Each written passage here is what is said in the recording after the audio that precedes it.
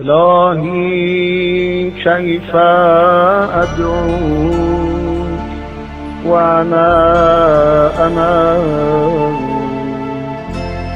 وكيف أغتر رجائي منك وأنت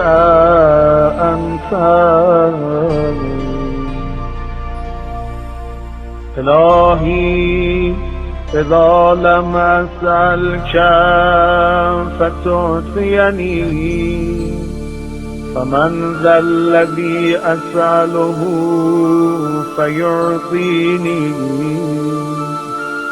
إلهي إذا لم أدعوك فتستجيب لي فمن ذا الذي أدعو فيستجيب لي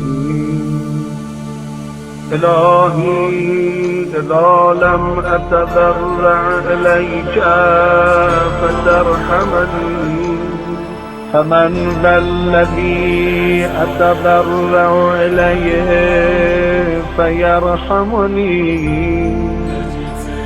إلهي فكما خلقت البحر لموسى عليه السلام فنجيت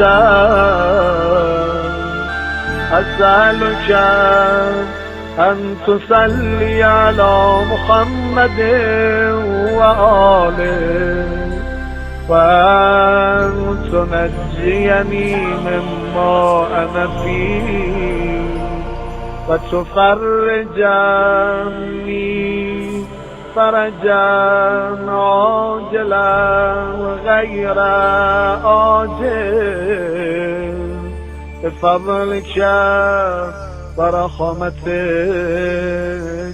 يا أرحم الراحمين. Massoff International Institute.